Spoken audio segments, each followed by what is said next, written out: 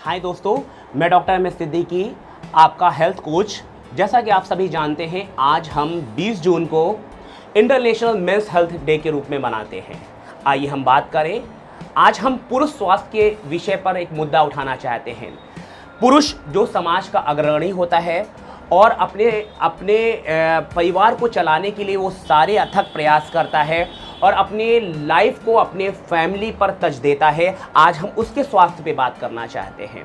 अमूमन ये होता है कि पुरुष को हम सशक्तिकरण और एक शक्ति से जोड़ते हैं और उसके दर्द को हम समझ नहीं पाते। आज समाज को हम एक ऐसा चेहरा दिखाना चाहते हैं जहां पर आप पुरुष के दर्द को समझ पाएंगे, पुरुष की पीड़ा को समझ पाएंगे। और मैं उम्मीद करता हूं कि आप सभी लोग हमारे इस मुहिम का एक हिस्सा बनेंगे। हमारा उद्देश्य है पुरुष स्वास्थ्य हमारे इंडिया में किस तरह से बेहतर हो पाए और हमारा हर नौजवान, मध्यम उम्र का नौजवान और साथ में बुढ़ापे में जीरियाट्रिक एज ग्रुप का पुरुष पूरी तरह से स्वस्थ जिंदगी को जिए, ऐसी मैं कामना करता हूं। आइए हम बात करते हैं आज इंटरनेशनल मेंस हेल्थ डे पर, पुरुष दिवस पर। इस मुहिम को आगे बढ़ाते हुए मैं बताना चाहूँगा कि अगर हम बात करें तो पुरुष की लाइफ को हम 3 भागों में मुख्यतः बांट सकते हैं। एक आपका एडोलेसेंस एज यानी किशोरावस्था, फिर एक आपकी प्रौढ़ावस्था और फिर आपकी वृद्धावस्था, जहां पर हम इन स्वास्थ्य मुद्दों पर बात आपसे करेंगे। आइए हम बात करते हैं एडोलेसेंट एज, जब हमारे नौजवान बच्चों की उम्र 15 से 18 के बीच में होती है और वो पूरी तरह से किशोरावस्था से यौनावस्था की तरफ बढ़ रहे होते हैं। उनके दिमाग में बहुत सारे मिथ होते हैं और ख़ास तौर से अगर हम बात करें, वो फिज़िकली फिट होते हैं, मेंटली स्ट्रांग होते हैं, पर कहीं ना कहीं उनके अंदर सेक्सुअल मिथ यानी सेक्सुअल हेल्थ उनके लिए कंसर्न होता है। अगर हम बात करें तो मेल फैक्टर में जो हमारे मेल स्टूडेंट्स हैं, जो मेल बच्चे हैं पर्टिकुलर, उनमें ये देखने को मिला है कि जब वो किशोरावस्था को क्रॉस करते हैं तो उनमें बहुत सी ऐसी व्याधियां होती हैं जो पर्टिकुलर, जैसा कि आप कह सकते हैं, नॉकटर्नल एमिशन यानी आपका नाइटफॉल होना, बहुत सारे नौजवानों में धात के मिसकॉन्सेप्शन होना कि उन्हें धात सिंड्रोम है, उनके पेनिस के साइज़ को लेकर के उनको टेंशन होती है कि उनका पेनिस का साइज़ बहुत ही छोटा है। इस तरह की बहुत सारी साइकोसेक्सुअल बीमारियां हमारे किशोरावस्था में देखने को मिली हैं।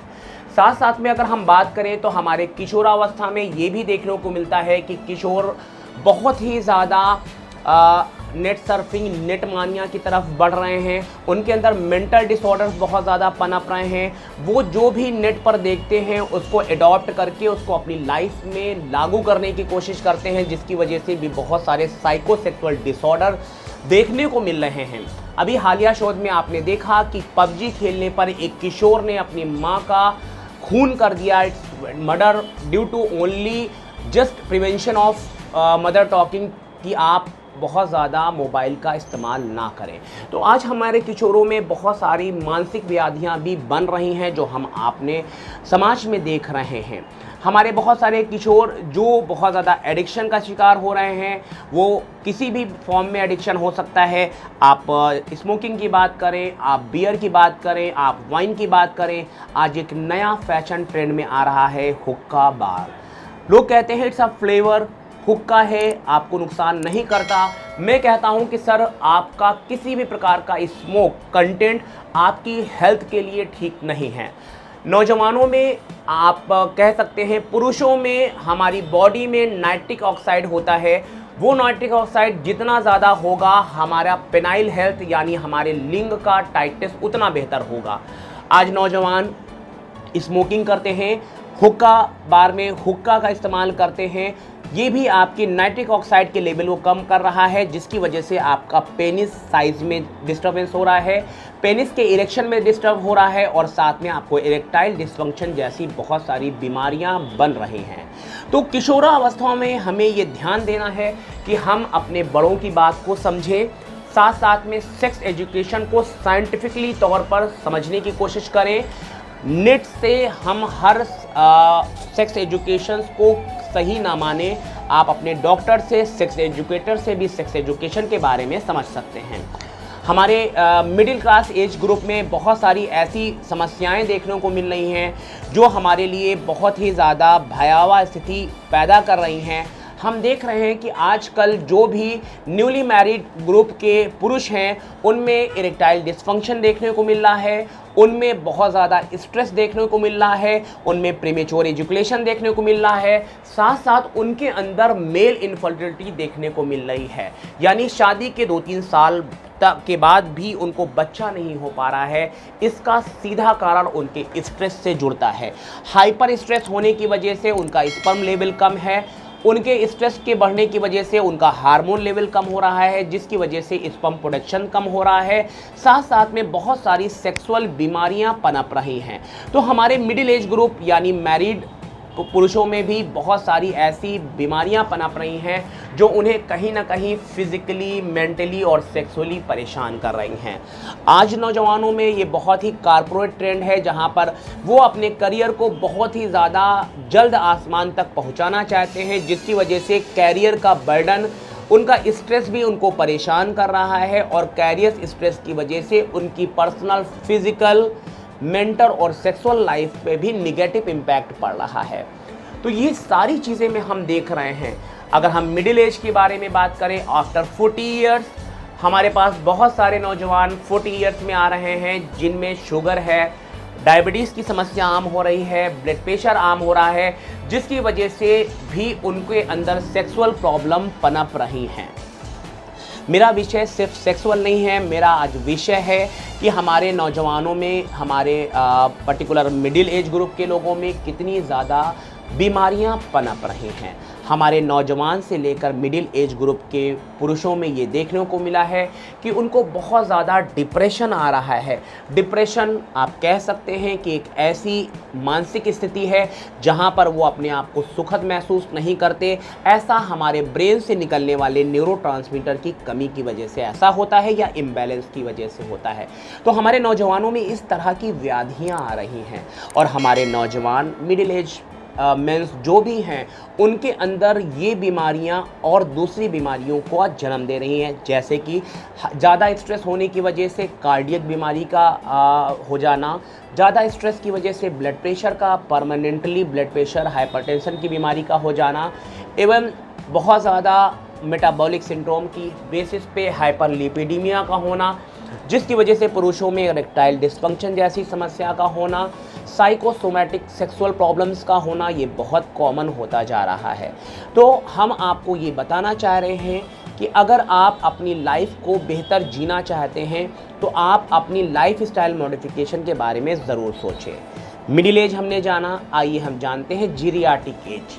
जीरियाटिक एज में हम कह सकते हैं 50 to 70 या 80 ईयर्स के बीच में जो हमारे पुरुष हैं उनमें सबसे कॉमन प्रॉब्लम्स जो हमें देखने को मिल रही है prostate enlargement, benign prostate hyperplasia, जहां पर प्रोस्टेट ग्लैंड बहुत ज़्यादा बढ़ जाती है, जिसकी वजह से उनको यूरिन होने में दिक्कत हो रही है, यूरिन की समस्या आ रही है, साथ साथ में ब्लड प्रेशर की प्रॉब्लम है, शुगर, अनकंट्रोल्ड शुगर है, मेटाबॉलिक सिंड्रोम्स हैं, लीवर डिजीज़ है, साथ साथ में मेंटल बीमारियां, अल्जाइमर है जिसमें आप कह सकते हैं पर्टिकुलर डिमेंशिया है जिसमें याददाश्त चली जाती है, और साथ साथ में पुरुष सेक्सुअली अनफिट हो जाते हैं। अगर हम अपने रिसर्च की बात करें तो अभी हमने 2021 से 2022 में बहुत सारे ऐसे जीरियाटिक एज ग्रुप में हमने रिसर्च किए कि 100 में 99 पुरुष अपनी सेक्सुअल लाइफ से अनसेटिस्फाइंग हैं। उनको ये स्ट्रेस उनको और भी ज़्यादा दूसरी बीमारियों के गिरफ्त में ले रहा है। तो मैं सभी को ये बताना चाहूँगा कि sex has no expiry date. पुरुष किसी भी एज में, जो आपके एडल्ट एज से लेकर जीरियाटिक एज के बीच में, वो सेक्सुअली एक्टिव रह सकता है। सेक्सुअली एक्टिव होने से उसकी बहुत सारी बीमारियां कंट्रोल होती हैं, जैसे अगर आपको हाइपरटेंशन है तो वो भी कुछ हद तक उसका सिंपैथेटिक टोन कंट्रोल होता है, आपका शुगर कंट्रोल होता है, आपका प्रोस्टेट हाइपरप्लेजिया भी कंट्रोल होता है।